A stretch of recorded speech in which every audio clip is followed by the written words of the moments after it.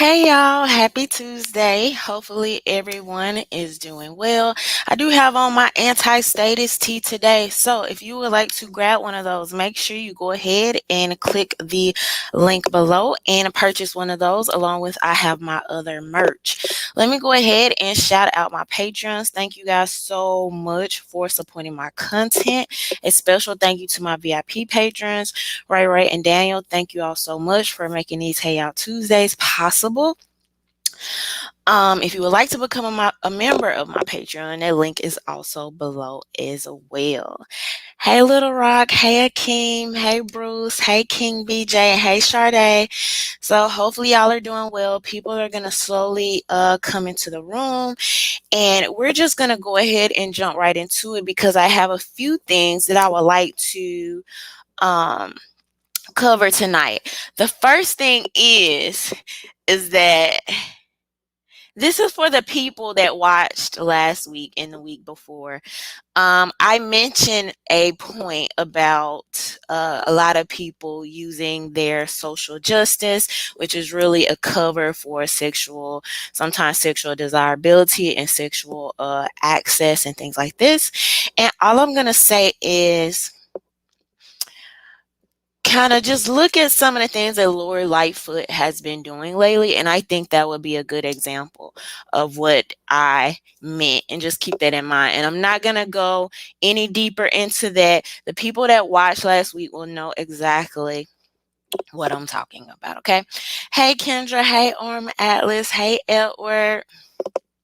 But all right, y'all. So first, let's start with the fact because we got to get a little bit caught up on COVID and the new stuff and what's happening with that. And then we're going to move on into some other topics. So I don't know if y'all knew, but there was a rally in North Carolina against mandatory vaccinations. So I'm just going to show y'all a little bit of this, and I think it's super interesting that things like this do not hit your mainstream. They'll kind of talk about it on some local stuff. Some in North Carolina that they will be forced to get vaccinated. Good evening, everyone. I'm Rob Cook. I'm Angela Taylor. Some of the people concerned packed the lawn of the legislative building today, demanding support of a bill that offers protection for people who don't want to get the vaccine. CBS 17's Janice Price heard their concerns today, shares why they are backing this bill. Janice. This demonstration lasted all day. This lawn just outside the legislative building, it was packed with a few hundred folks who, for the most part, want to make sure they are not required by the government, a business, or their job to get a vaccine or show proof they received it. The message, loud and clear. Their body, their choice. A message they're calling medical freedom. This group doesn't want the COVID-19 vaccine and doesn't want to be required to get it. So y'all kind of get, I'm not going to play the whole thing of it, but I just want to give you an idea of this. Now, though this appears to be kind of like a smaller rally, right? I think it's very interesting that you have none of your mainstream outlets even picking this up or talking about it. Interestingly enough, I think it's very similar to what we saw when you had some of these companies that were basically like, screw y'all, I'm keeping my business open. They showed us a few companies here and there, but I was kind of under the impression, like, I don't think they want other people to get any ideas. I don't think they want to spark anything or start anything, because they know it can be contagious, right? Even the mask thing, you have now feared or propagandized so many people, even some vaccinated people now, into being so fearful to remove their mask, or not even that, just the idea of, if everybody else is doing it, then I must need to do it because everybody else is doing it. It's like, I don't know, it's almost like we live in a zombie society. I even saw some girl tweet today and said something about seeing Black people and people of color out with no masks is so embarrassing. I'm like, embarrassing to who? For what? Why do you care what why do you care what a random stranger Black person is doing? First of all, second, why is that embarrassing to you? And third of all, who are you embarrassed for? Even even to conceptualize it like that to me says, oh, I need white validation in this space. I need trust the science validation in this space. I need liberal validation in this space. I need progressive validation in this space, so much so that other people that I don't even know, I'm embarrassed by strangers. I don't want the other people in this space to look at me like one of those Blacks or one of those people of color over there doing, just minding their business and doing their own thing. It's like, for people that was so much last year just F the government, I really have to I just have I'm working towards accepting that a lot of my peers that said F the government, F the police, these people don't actually mean it. They don't actually mean it. It's just hashtags. It's just a popular, language. It's just it's what's happening sometimes also when you're letting college students, right, also lead the education or make like they're speaking on the behalf of these communities, and nothing about your life says F the government. Nothing about your life says F the government.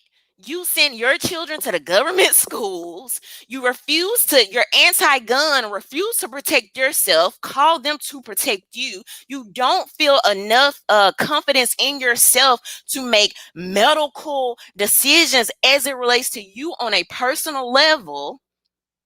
You will still go to them and beg them to have your baby in their facility, but please treat me nice while I do. It's like, it's not real life. It's not real life, And I have to accept that some people that be like, F the government, actually mean it. Very few people. And they create avenues and lanes and paths in their life to go outside of the system that they believe, has been created or pressed upon them. And then there are others that just hashtag it because it's the cool thing to do for the internet. So, yeah, no. But I don't think, they want people. And I don't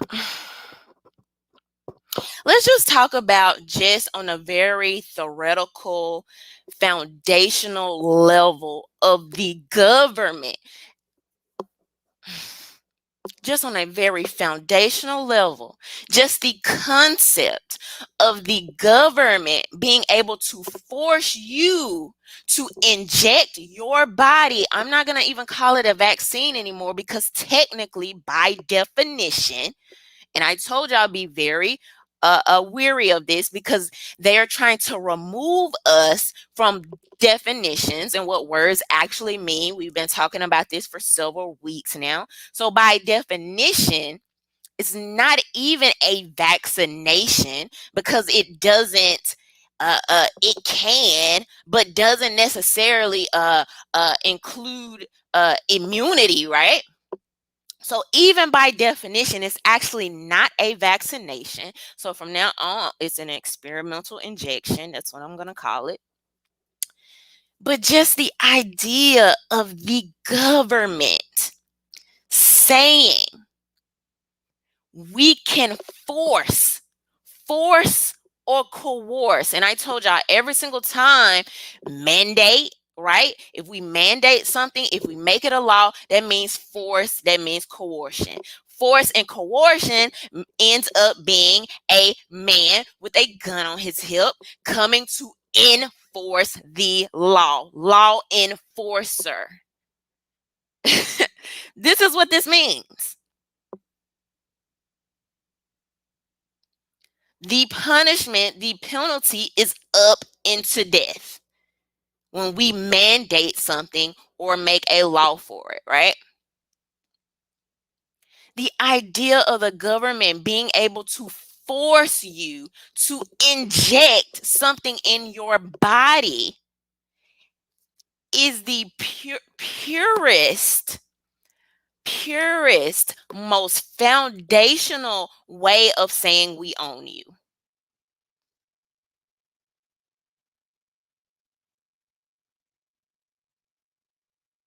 Is saying you are our property. You belong to us. Your body doesn't belong to you.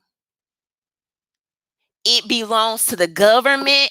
It belongs to science. It belongs to the greater good, even though that decision isn't up to you. It's up to us.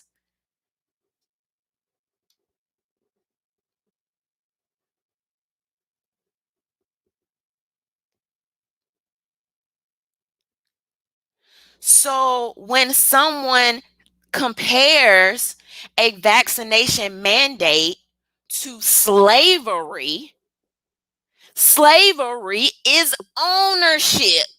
This person is owning the decision to your medical autonomy.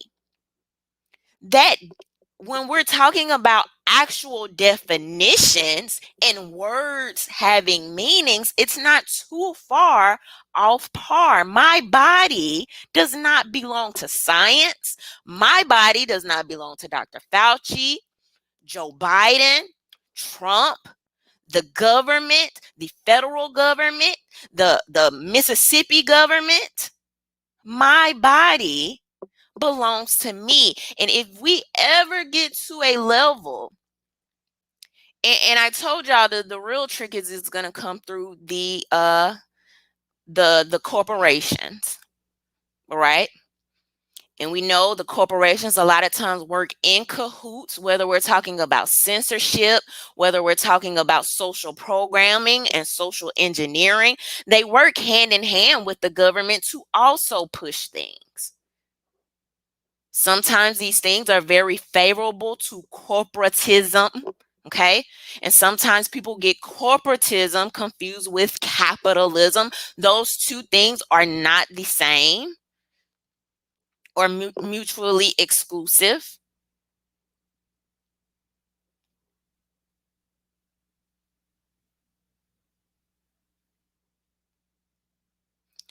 How particularly just on a very basic level, a black person, particularly the ones that's always talking about, F the system and oppression and all of these other things, to turn around and be in alignment with the government being like, we own the rights to your body, to your medical decisions, to you to inject your human veins with this experimental injection. That is some freaky level, crazy, like sci-fi,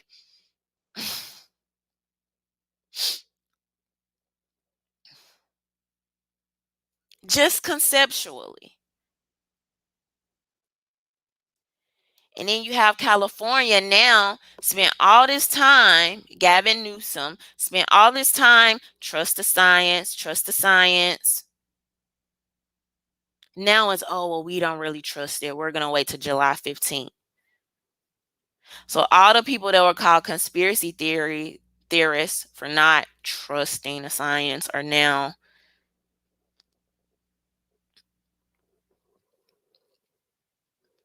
And so let me show y'all this, and then we're gonna move on to the next thing. But I want y'all to know how messed up our media is. This is why I always stress read, read, read. Let me show y'all this.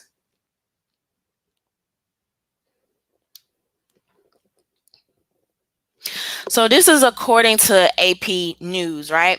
So there was this claim floating around that the CDC website was no longer going to report breakthrough COVID cases, meaning, right? You have a certain percentage or thousands of people who have received, excuse me, the COVID vaccination still getting COVID, right? And so the CDC was like, we're not going to report that anymore, or at least that's what people were saying on Twitter. People were making memes about it and stuff like this. Me, an inquisitive person, I want to know if this is actually true. I'm going to go read more about it. Let me show you, because I love showing y'all articles like this where we read it together, and it's right there how they are intentionally trying to make a fool of us. They don't think we're smart. They don't think we're going to read past the headline. This is why I tell people it's so important you read past the headline. They will try to dupe you right there. Let me show y'all exactly what I'm talking about. CDC did not stop reporting COVID-19 cases among people who are vaccinated. Claim the CDC will no longer report COVID-19 cases of people who have been vaccinated, only cases of unvaccinated people. AP assessment false. The CDC reports all cases of COVID-19, even if someone has been vaccinated. The facts. On Tuesday, an Instagram post circulated stating the CDC will no longer report COVID cases of those who have been vaccinated, only unvaccinated. But this claim is not accurate. Uh, let's see. So CDC is not going to stop reporting cases of COVID-19 in any fashion. However, this is However, mild and asymptomatic COVID-19 breakthrough cases, which occur after someone has been fully vaccinated, will no longer be published separately on the CDC's website. According to the CDC, special surveillance of breakthrough cases was initially set up to identify patterns among individuals who were vaccinated and still got COVID-19. Since an analysis of the cases has not shown any expected patterns, the CDC has changed their approach to surveillance. Let's read this again, and I'm going to break down what it means.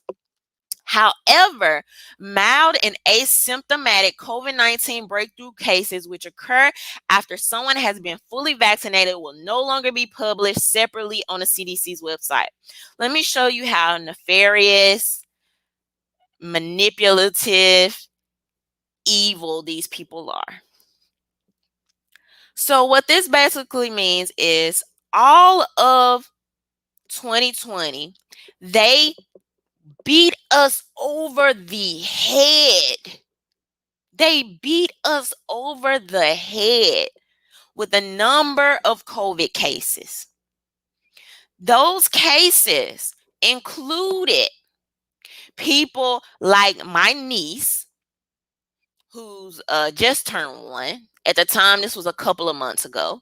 But people like my niece, who just because her dad had COVID and his only symptoms were no smell and no taste, counted my niece and my sister who had no symptoms at all, but because she was in the home around him and in the vicinity, and supposedly, allegedly, her COVID and my niece's COVID results came back positive, they were counted towards COVID numbers. My brother-in-law, who had loss of taste of smell, numbers were added to COVID. My homegirls who had a mild headache for 2 to 3 days, numbers were counted towards COVID. We got beat over the head every single day, a tracker of everybody that even had an inkling of sniffles. If that COVID test came back positive, all 2020, we were ambushed with these numbers. But now they don't want to keep that same energy for the vaccinated people who have those same symptoms.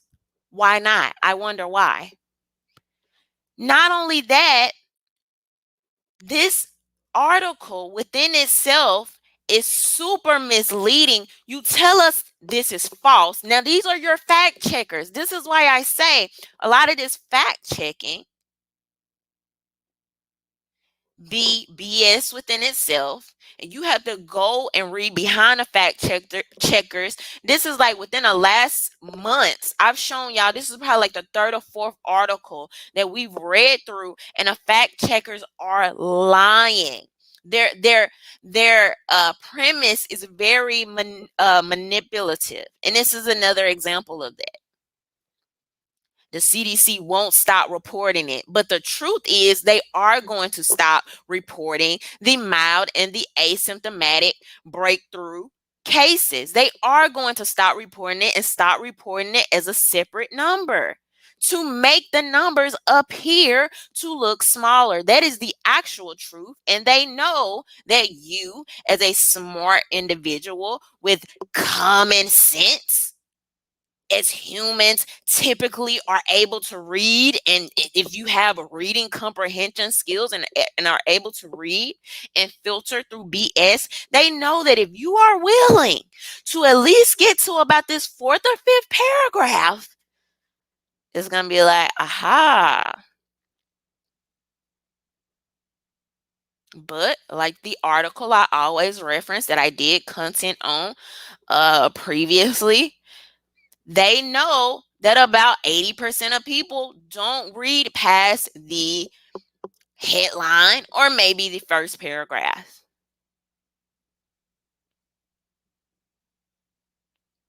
So think about all the people you have out here moving about in the world. They have made a decision and solidified something in their head based off a headline.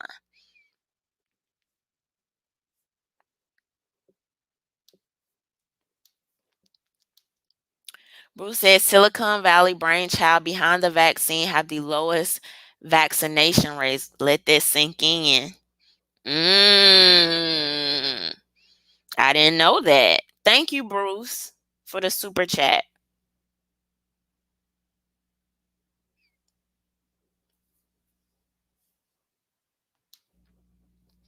So since Bill Maher is asymptomatic, his and tests positive as a post-vaccinated person doesn't actually count. Exactly.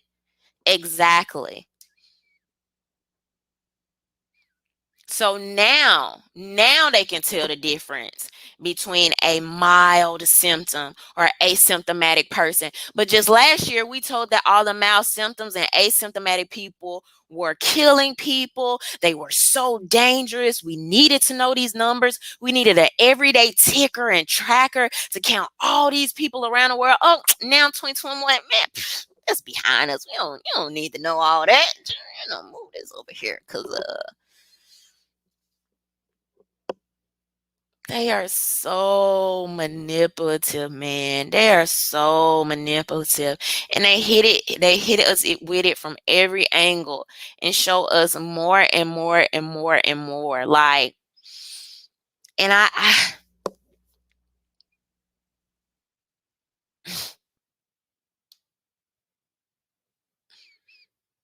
so you know, but I think moving forward, like I said, you're going to start to see a bigger distinction between,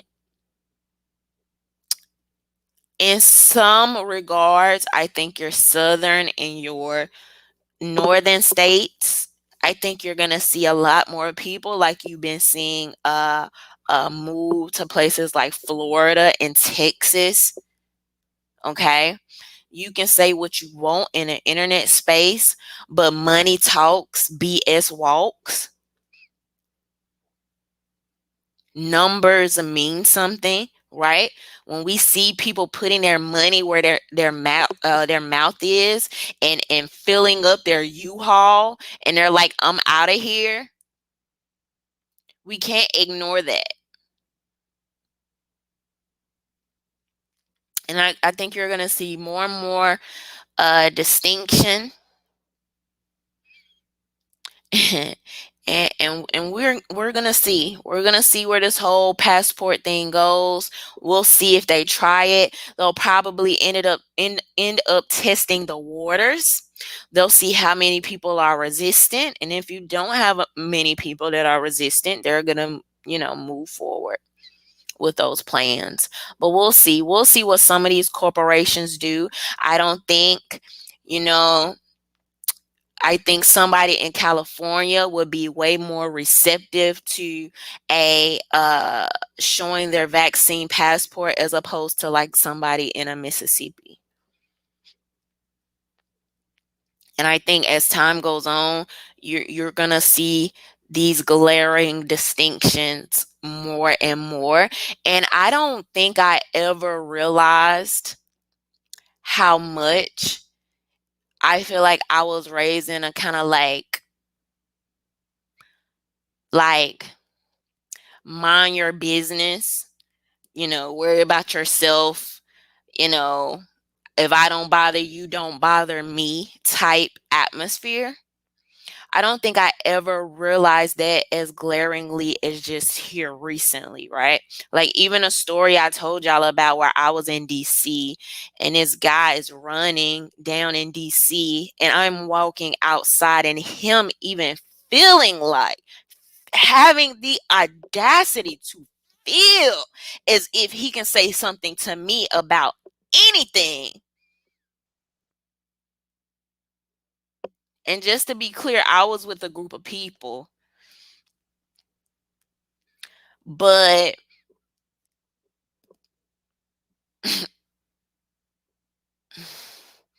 I was the one in the group who had to clarify, like, who he talking to? I thought that only happened on TV.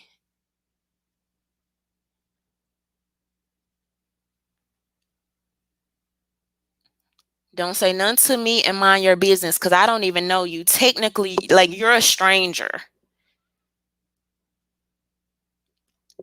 So don't even fix your face to tell me what I should be doing. Yeah, yeah, y'all should have a mask on out here. What he say? Y'all should have on a mask out here. It's the law, or something. He said. Everybody else just looking. I'm whole Ike Turner with it. Like, who you talking to? Steph said, "Thank you for always speaking the truth." Thank you, Steph, for the super chat. You know. Um. But yeah. So. But all right, y'all. Let's keep moving. Cause I want to get to the today. Yeah, that's today. The George Floyd the anniversary of George Floyd's death. Okay. Y'all have probably been seeing a lot about today or yesterday. It was today or yesterday. I think I'm getting my days mixed up. But some here like recently. And people have been talking about it. People have been talking about it. The George Floyd family was invited to the White House. And I wanted to pull up this tweet that I want to talk about later, too. Let me see if I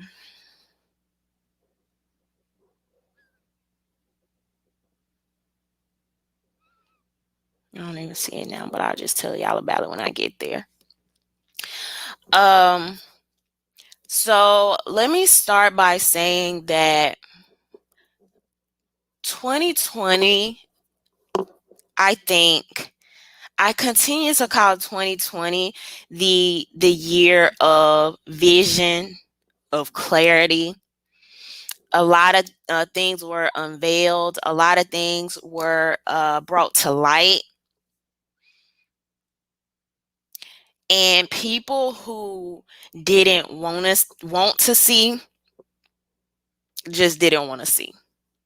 It was a lot of things at play in 2020.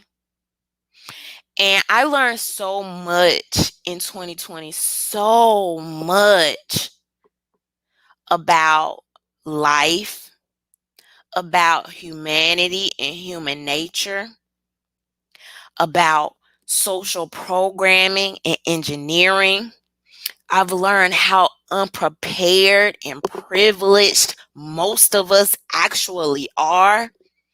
I've learned about how, in a lot of ways, the system, what we believe to be the system, so much of this being based on illusions and lies, how quickly your life can change. So much stuff that we don't even think about, like even the government being able to stand in the way of people's livelihood, being able to say, nah, you can't work right now, go home, be there for a little while, you know we know you broke, your business gonna suffer, but hey,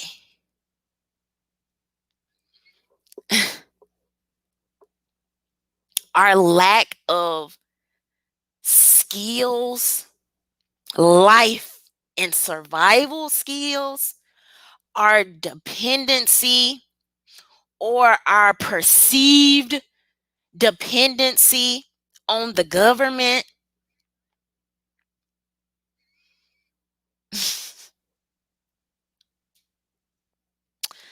I just learned so much in 2020. And something I will say is that 2020, I believe, particularly with the George Floyd protests, was one of the most disgusting displays, one of the most disgusting displays of humanity from politicians who used his death to skirt into these positions, to skirt into the White House, for racists who use this time to elevate or be bolder about their bigotry, for mainstream media that use the protest for manipulation purposes, divide and conquer purposes, for corporations who used the George Floyd protest for capitalistic ventures and to meet quotas, for exhibitionists who used the George Floyd protest to go bust it open at rallies and twerk on police cars, for grifters who used it to sell products, promote parties.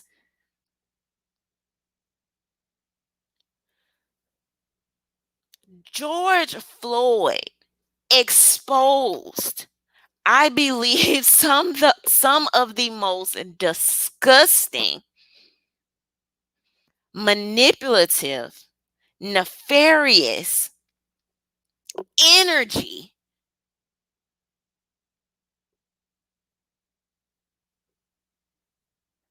that I've ever seen.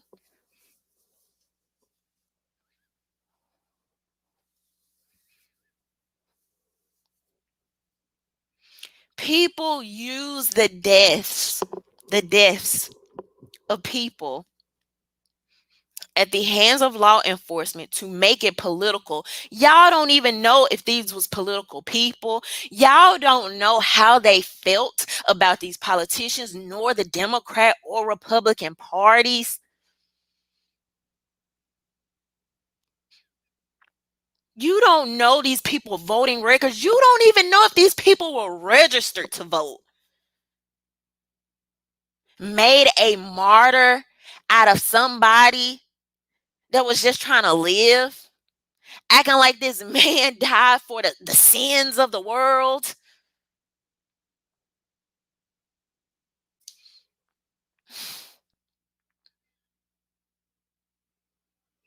So many people grifted and tried to advance their careers in their sexual desires, in their businesses, in their corporations, in their racism off the back of this man. That is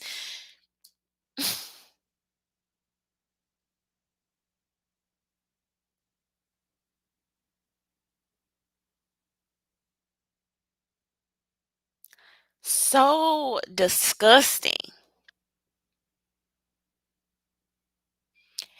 And I don't even see how so many people could not see that as bothersome, even on a spiritual level. Just so much fakeness and grifty behavior.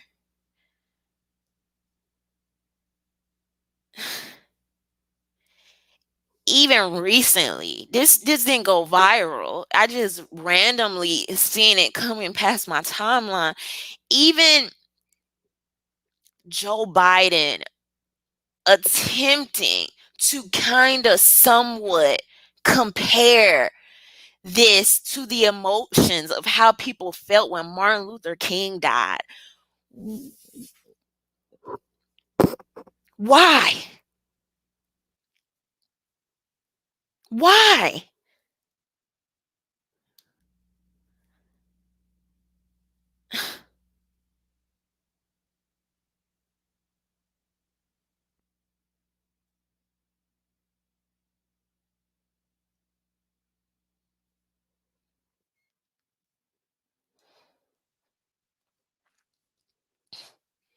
Everything is so political. Like, people act like life is a video game. Like, even this discussion of redemption.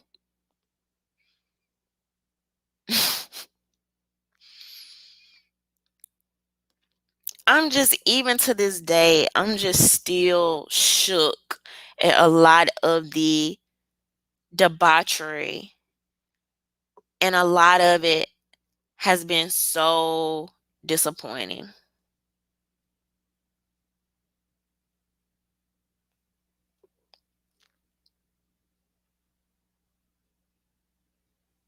And this is what happens when not only do you have a people that are psychologically addicted to trauma. Most of the population is addicted to trauma. I'm not even making this up. The politicians know this. The mainstream media 100% knows this. It's a huge reason why the decline has went down during after, the post-Trump era. The viewership for the news has went down, even though you still have some of the same things happening, if not worse.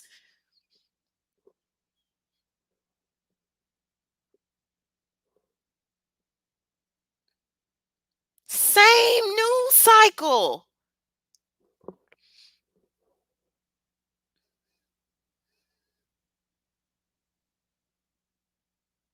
You have the mainstream media that knows you're addicted to trauma and trauma porn. So they sell you the stories, right? They want your clicks and the views. Then you have the corporations that will buy the advertisement space on these channels, they know you love trauma porn. So they say, not only am I going to put my commercial in this slot and do what you have to do to keep the viewership up, but on the back end, I'm going to pander so I can also make more money. And then the politicians know you're addicted to trauma porn. So they say, I'm going to make all these promises. I'm going to skirt into the White House based on these promises. And then I'm not going to do anything for you. Or if I do something for you, it's going to be way down the line. It's definitely not a priority, because how else can I keep you holding on? How else can I keep dangling this carrot or keep getting you to jump like a puppet?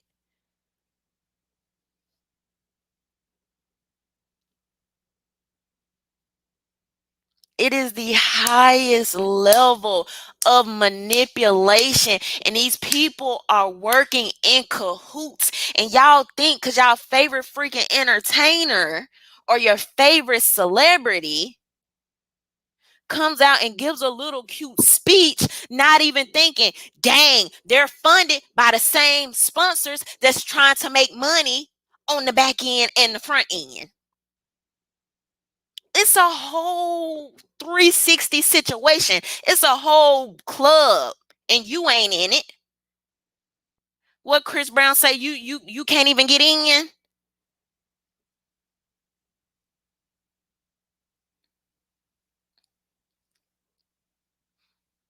They've made a lot of these conversations cyclical, and it's so manipulative. And some of y'all have Stockholm syndrome.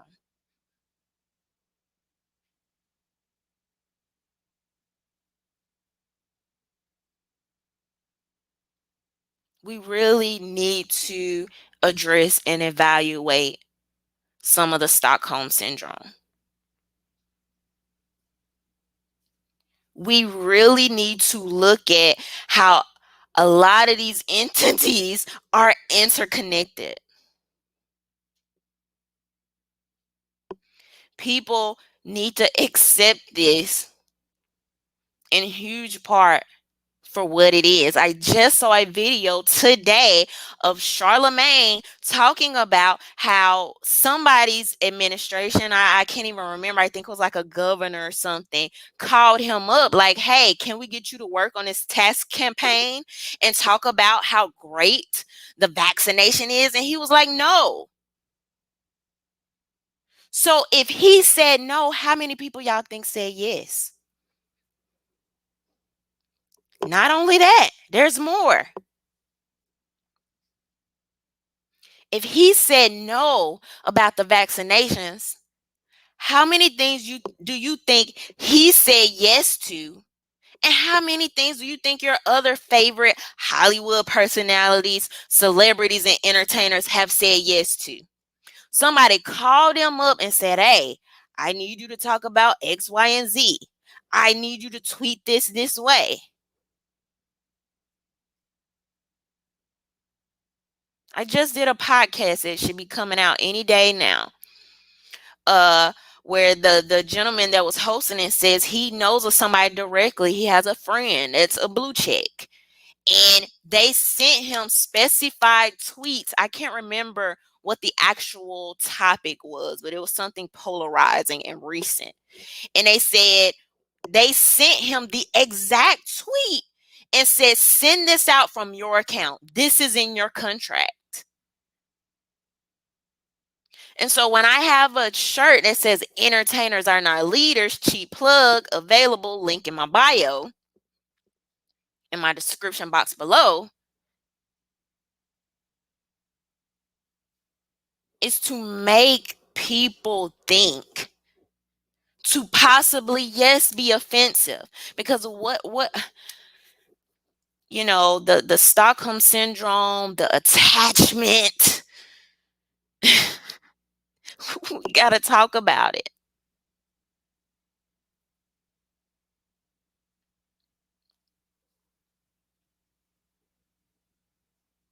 You can't be like, F the system. Oh, well, I just meant this tiny little part, but not Dr. Fauci and all them dudes. Y'all was just talking about black women getting killed, and like the doctors like killing black women in labor. This was a hot button topic last year and a year before, talking about doctors can't be trusted and giving black patients a different level of care, and it's like, now I'll ignore all that. Like, or does that only apply sometimes? Does it depend on how you feel in the day or how you feel about this topic?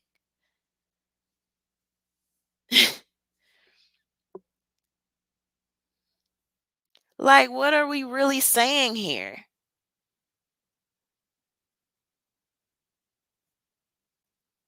I just feel like it's a huge psyop going on, man. Even Raymond said there was a shootout at George Floyd Square live on TV at 10 a.m. today. I saw that video. I saw part of it.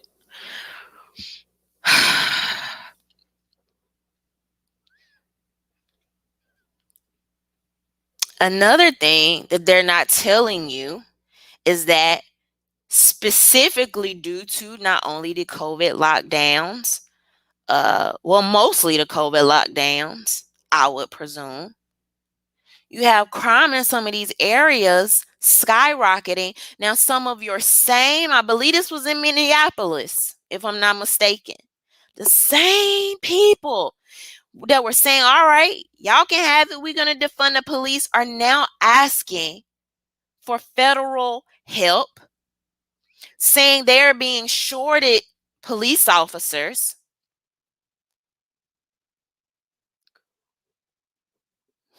What do you think that would look like?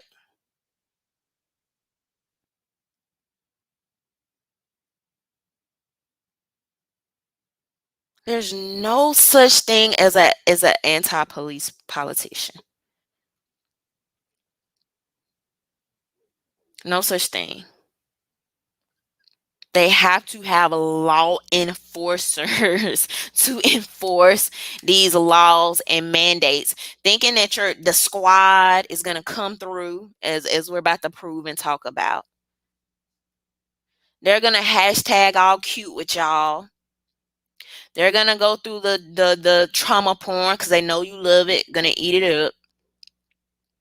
Ride the wave right into the House and the Senate. Ride the wave into Congress. And vote for the very thing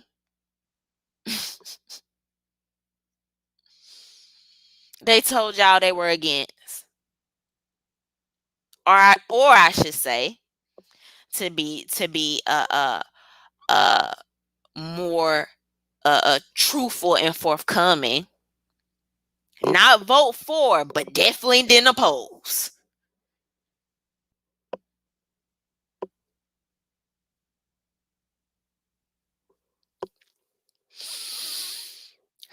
Thank you, Raymond, for the super chat. So here you have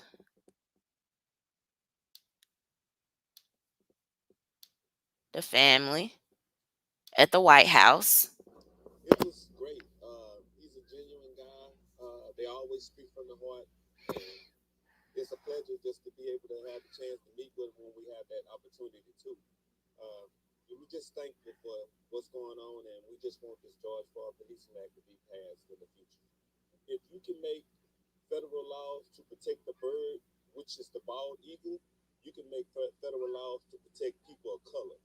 Today is about the remembrance of our brother George Floyd, father, uncle, friend, cousin, and the, Mr. President and Vice President gave us a condolences, just keeping up, touching back on what happened last year. So, to my understanding, there was nothing filmed. There was nothing filmed during Joe Biden actually talking to them, right? Incredibly well. We spent a long time together. I got a chance to spend a lot of time with Gianna and the family. And we just talked about, it's 1 year anniversary.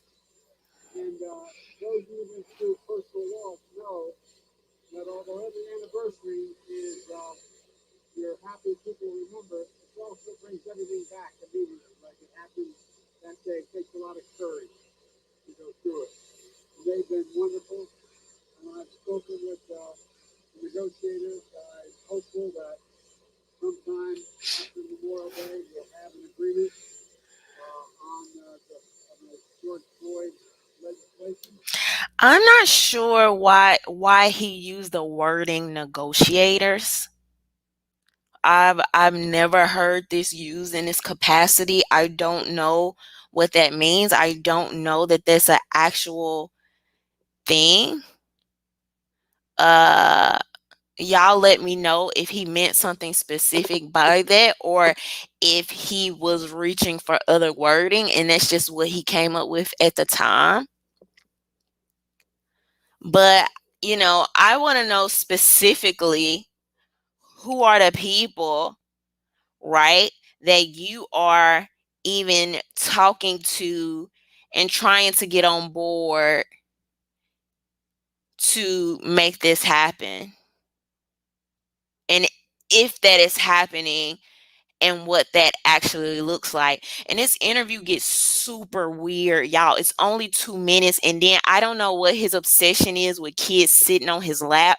It's a reason why y'all probably haven't even seen this. Y'all probably didn't even know this exists. Hasn't went viral. Like, the first minute is about George Floyd, the family, and the act, and then he goes on to what I believe is talking about George Floyd's daughter and doing a meeting sitting on his lap and her wanting chips and ice cream. Like, They spoke to they didn't speak to spoke to some of you. I think they were very pleased with the time we spent together. It was mostly personal. We spent a long time, just almost a couple hours. What have you just like first thing she did was she ran into his two arms, grabbed me, gave me a big hug, and wanted to sit in my lap. And we spent. We also loved the idea that he said, "I'm really hungry." And so he said, "Do you have any snacks?" Well, we gave her, my wife would kill me. We gave her some ice cream. She had some Cheetos, and I think she had a salted milk. I'm not sure what the third was. But we went out. I showed them all. It was spent time. I spent time showing them around, not just the Oval, but around the White House. And gave them all little mementos. so some people saying they can't hear, but basically, Joe Biden was just the first part of this. He's talking about, yeah, I met with the George Floyd family today. It was great. We talked about a lot of things. He said, I've been talking to negotiators to see if we can get the George Floyd bill passed after Memorial Day. And then he goes on. Reporter asked him a question about something, and then he goes on to talk about how this little girl, which I assume he's talking about George Floyd daughters. I couldn't really understand the reporter or hear, but he goes on to talk about how she wanted to sit on his lap and was asking for chips and ice cream, and was giving him this big hug and all this stuff. And I'm like, okay, y'all be letting y'all kids sit on these strange men laps, like. I love kids. I love kids. I love working with kids, and I'm not letting kids sit in my lap. So, but, well, hey, I heard Me Too is that's so old news. So people don't care about that kind of stuff anymore. These days you can never be too sure right here. So I'm not even gonna go into all that, but so you kind of have like this whole situation with the family going there to talk. If I remember correctly, he showed up at the funeral where they also talked. I don't know what more needs to actually be said other than maybe either this is purely symbolic, and or they feel as if they're being gracious, extending this invitation. Come talk to us. And I don't know about talking even about what. If you have this George Floyd bill uh, uh, in Congress, and it is not moving forward. I just don't know what we having a conversation about. In a tweet that I brought up earlier, I want to tell y'all how whacked out even some of your commentators are, right? So you've had tons of people online saying how disrespectful it has been for people like the Joe Biden administration to slide right into the White House on the back of George Floyd, particularly with the symbolism of going to the funeral, talking about, in some ways pandering, and then getting to into the office, and a Asian hate crime bill not only passing quickly but effortlessly. You have tons of people, highlighting this on Twitter, and you have a person like Roland Martin that has the audacity.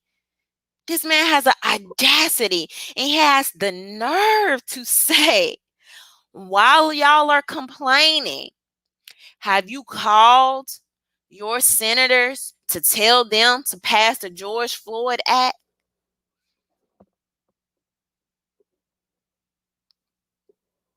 So now the constituents has to call to get people to do the stuff not only did they campaign on, but they intensely campaigned on and slid right into these positions. And Roland Martin berates and talks down to the constituency. He doesn't believe that people can call out these blatant hypocrisies, and if you do, something's wrong with you, because you haven't done your due diligence. You went and voted like they said, vote blue, no matter who. Black women gotta save the moral code of America. They use everything. They threw the kitchen sink at you to make you feel obligated, to make you feel downtrodden, to make you feel like this was your last light of hope. And then the nerve just months later to be like, that wasn't enough. Now you got to turn around, even though they said, hey, vote for us, we're gonna make sure this doesn't happen again. That is sick, man. That's really like, it's really, I'm not even exaggerating. I'm not even trying to be funny. It's actually like messed up. It's actually messed up and hurtful and disappointing, because to play people to that level and try to make it other people's faults because the senators,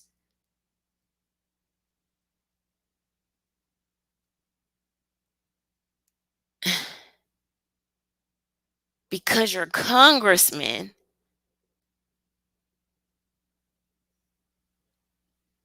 everything is blue. Everything is blue. Everything is blue. The House is blue. The Senate is blue. The White House is blue. This is an insult to our intelligence. And to be clear, I've mentioned earlier, uh, at previous times, that even in some regards, the George Floyd Act, I believe, is a little bit of a trick bag, and we'll talk about that in a later segment. And I don't think it's going to do or resolve as people think it to. However, just on the principle of the manipulation,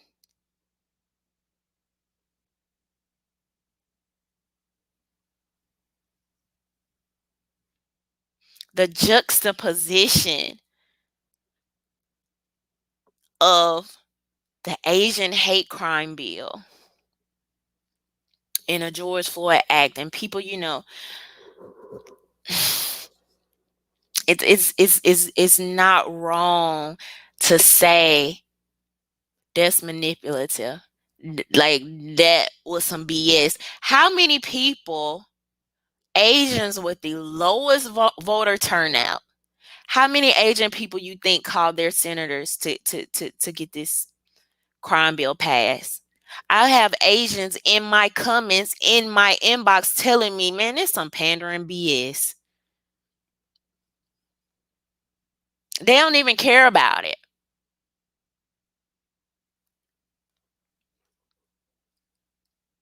And not to say the couple people in my DM or in my comments speaks for all Asians. I'm not trying to say that. However, realistically, if we're looking at a percentage of people with the lowest voter turnout, how many of them do you think out of that low number then turn around and say, I'm going to put some pressure on, my congressman to get this passed?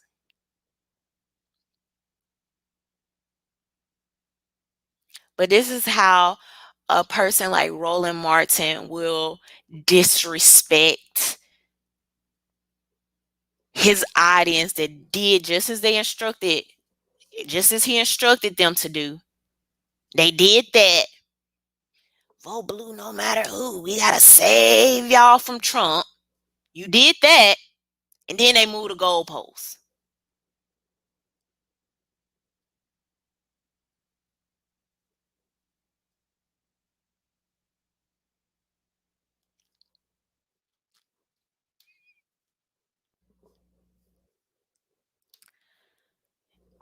And then this is how you will have and this is once again why you have to read.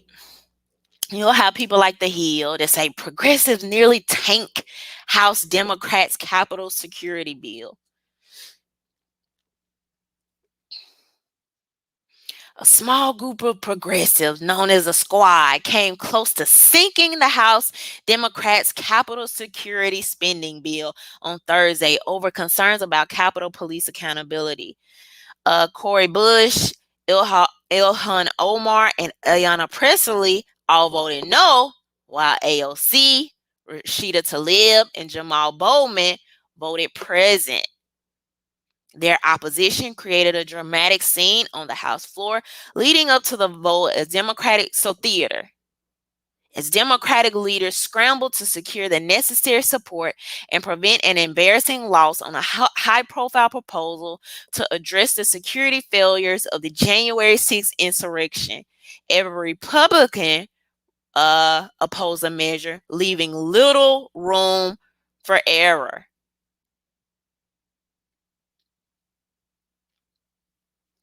Voting present allowed those three Democrats to express their frustrations without actually tanking the legislation.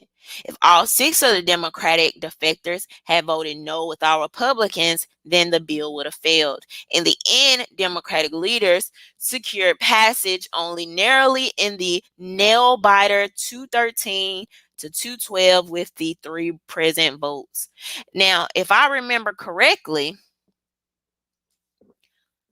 weren't they calling?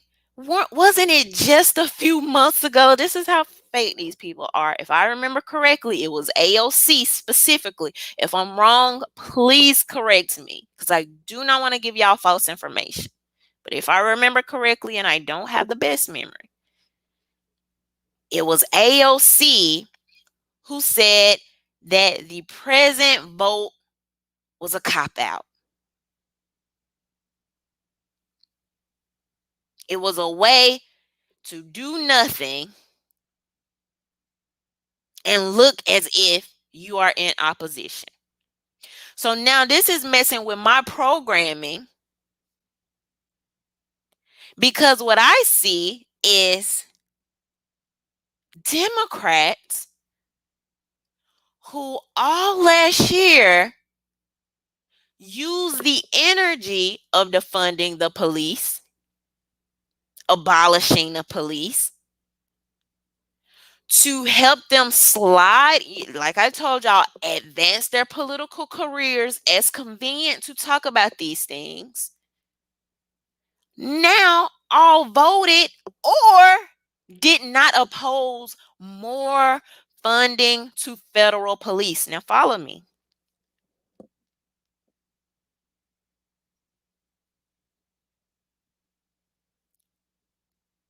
While I'm being told Republicans are typically uh super pro police, super pro, law enforcement, and I'm not saying that's not the case. However, when I look at a bill like this and you have all the Democrats, or majority I should say, who built a certain energy and then vote something different, I'm trying to understand it. I'm trying to conceptualize it. I want to know what's happening here.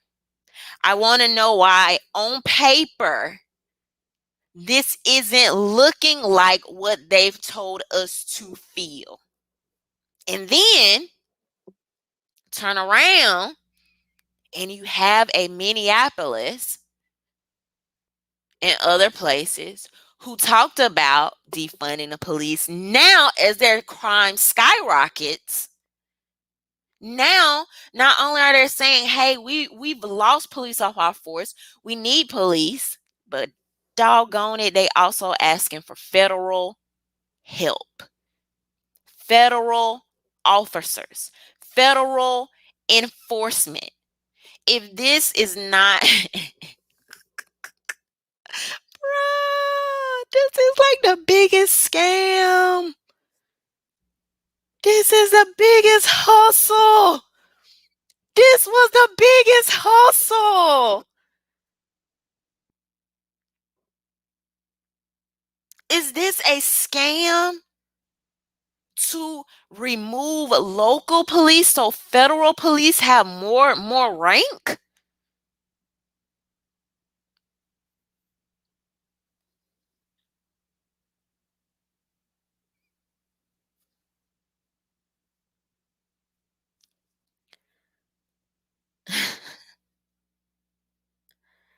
So while they were trying to grift off defunding your police, they know some of y'all ain't gonna you ain't gonna protect yourself because you're anti-gun. They put you in lockdowns while they let Jeff Bezos and a Walton family keep their stores open. They made your mom and pop, your local stores open, who put people in your neighborhood at risk, in poverty, kept their children out of school. Now the knuckleheads that should have been at somebody's job, should have been busy, should have been doing something, have all this free time. Crime has gone up. Not only are they trying to take your guns away, make your neighborhood more dangerous, and they're doing this from multiple angles. They increase their protection because they scared, but you don't have a reason to be scared. You strong and they gonna protect you.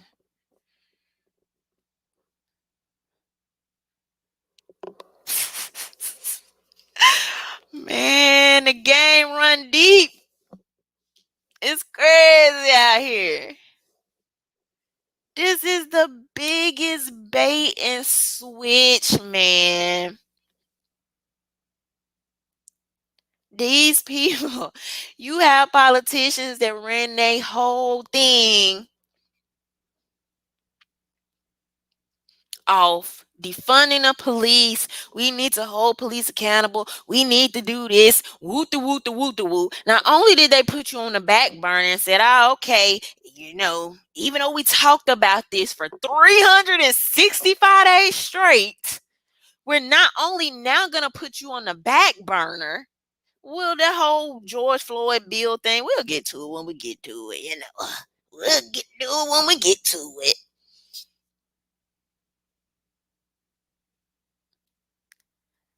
Not only did they put you in a back burner, they said we're gonna up our security. We're more important than you. We need to be safe. We trust the police. We don't we that thing was for y'all, the commoners. Not only are we going to create the energy, I should say, exacerbate the energy to make these connections uh, uh, more unstable, to make these communities more dangerous. Not only are we going to create the perfect storm and recipe to exacerbate people's real emotions, not only are we going to grift off a person who lost their life, we're going to turn around and also try to take your protection.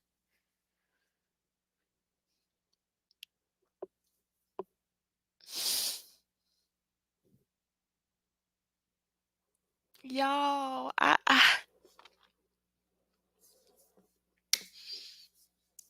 but etched in stone, etched in time somewhere is my people perish for. Y'all know the rest. Some of the truest words ever inked on paper. And I don't know when people are going to get what's on paper holds more weight than your hashtags and how you think you feel inside. They can tell you whatever about whatever. They can be all Twitter activists, slacktivists all day. But if it doesn't match up with what's being done in real time, who gives a crap? Who cares?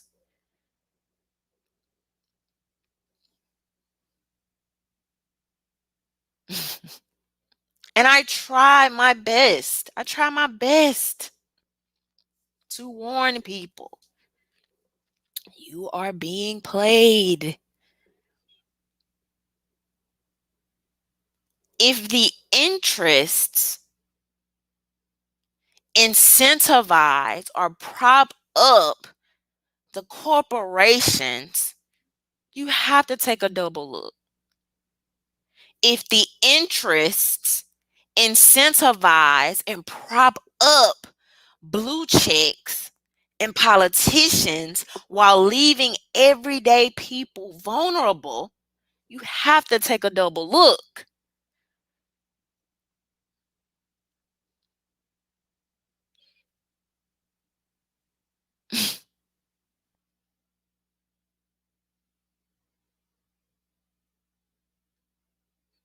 Even the George Floyd Act, I read it a couple weeks back. But from what I can tell, it's voluntary. It's very voluntary. It's like we're putting, to my understanding, y'all let me know if I'm wrong, and I actually need to go back and read it and kind of freshen up on it.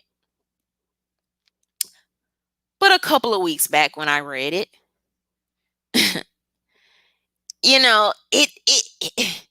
it's not, it's like, it was like the federal government, we have these funds, we have this more X amount of dollars, and if you do X, Y, and Z, we'll give you this percentage of this amount that we have to the side. It's not it's like the the local department can be like, screw y'all, we don't want to do it. We'll use the tax income, the tax revenue we have here, and we'll move on. So even the play on words, we've seen this with the Patriot Act. We've seen this with it's another one that's not coming to my head right now. But even that, right? They'll wrap up these bills. They'll name it something that allows you to have this emotional connection, and you read through it, and you're like, "What is this?"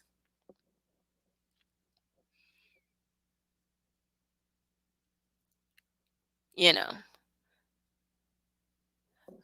So on some levels, I'm interested to see if they're gonna pass it just off the strength of, dang man, could y'all that's like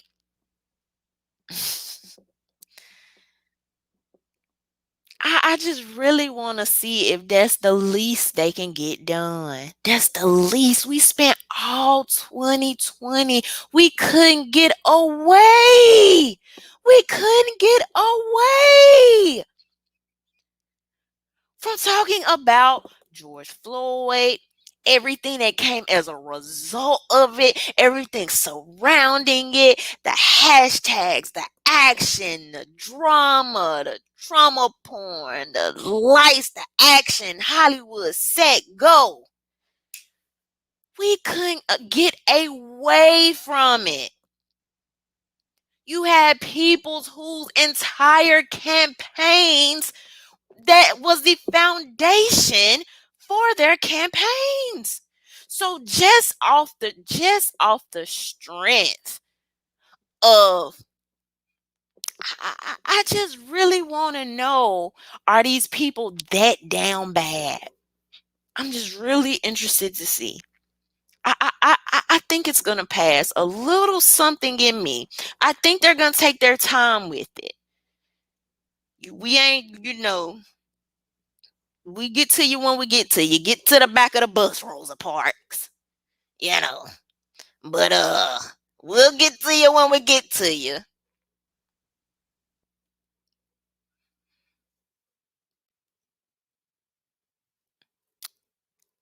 But just off the strength of, if this is the main thing that you built the foundation and your platform, your campaign, and your career, I just really, I feel like this gonna be the last, like everything I was telling y'all I learned about last year, I feel like this just gonna be another level of solidifying, like, y'all really wild out here, like y'all really just don't care.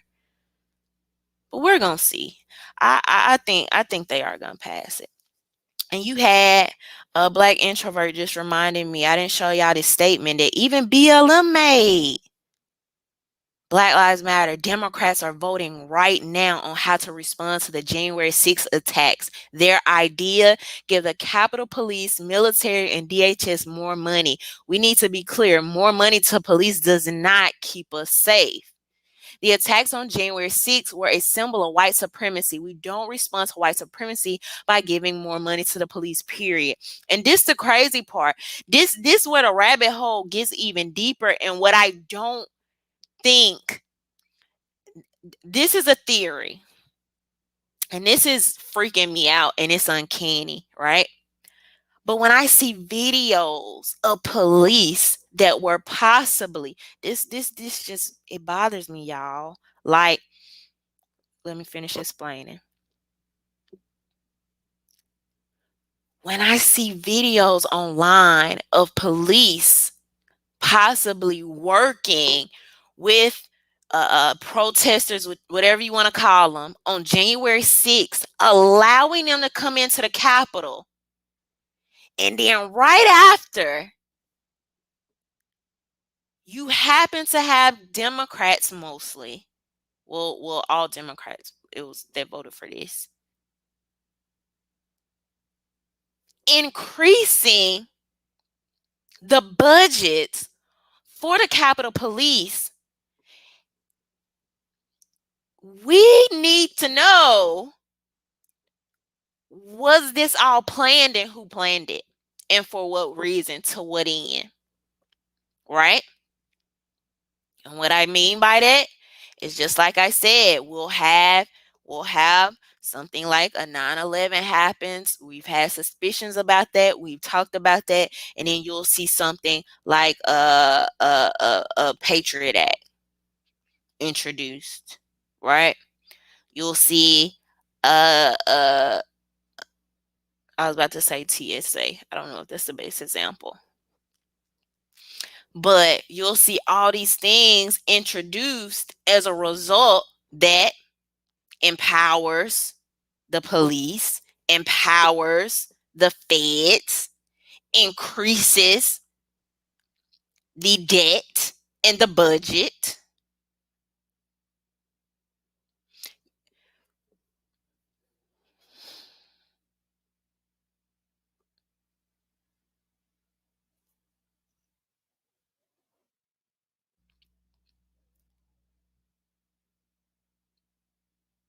Right after January 6th, video of people being let in by police officers, a whole cinematic thing that made it, even though all these insurrectionists were unarmed, an unarmed insurrection,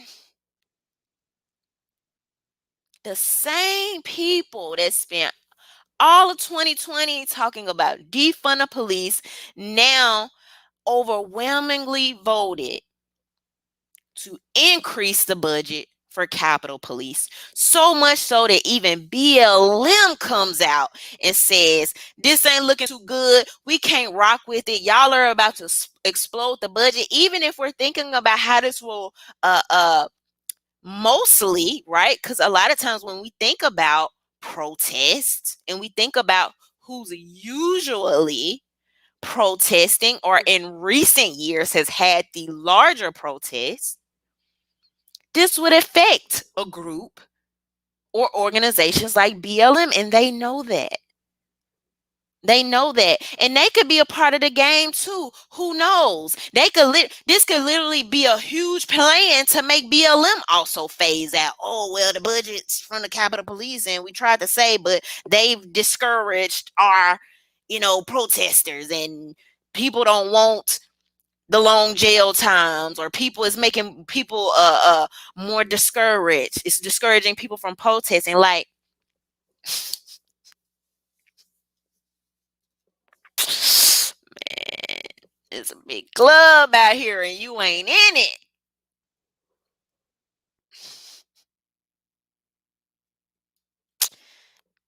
And some things just not adding up. That's all I can say. There are some things, you know. This last little bit is, just speculation. But there are some things not adding up. And we can't deny that. So y'all got to keep one eye on these people and not give them too much room, not let up, honestly, not even be too trusting, because it's been a lot of manipulation, going on. Lewis said the White House grounds used to open to the public. I was in DC probably a month ago now, I think it was, and so much was blocked off. So much was blocked off. You couldn't go here, you couldn't go there. You had all these gates up. You had more security in some areas that hadn't had security before, according to some of the staff members and stuff that I was having conversations with. They're trying to create more and more distinction between them that deserve to be protected, that deserve more police funding, between them and the commoners.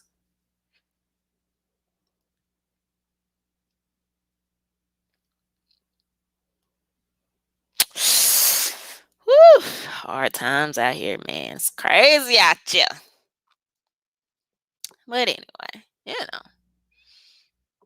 those are just my thoughts. So, but thank you to everybody. Thank y'all for rocking with me every Tuesday. Thank you to everybody that liked the video, shares the video. Thank you to everyone that super chatted. Thank you to my patrons. A special thank you to my VIP patrons, Ray and Daniel. I appreciate y'all so much. Let's see what goes on and goes forward with the George Floyd Act. I am gonna kind of read over that again. just to be updated and briefed on it. And we'll see what happens going forward. I do believe, I do believe they're gonna pass it. I just think they're gonna take their time to get it done, and they're gonna make it like a super duper. Once they do a super duper celebration, it's gonna be dancing in the streets, and then they're going to censor a lot of the things that we saw. This is just my prediction. I'm speculating here. And they're going to continue to censor, which they're already kind of doing, but they're even more so going to censor, you know, um, a lot of the things that's going on similarly, because they got to give you some feel good, pump some of that feel good into you, let you feel like it's a win and it's a celebration, not even knowing that your local agencies don't even have to opt into what they're suggesting based on the last time that I read it. So,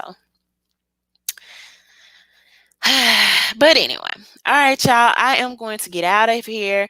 Make sure y'all have a good Tuesday evening, good Tuesday night, and we will be talking soon. Bye.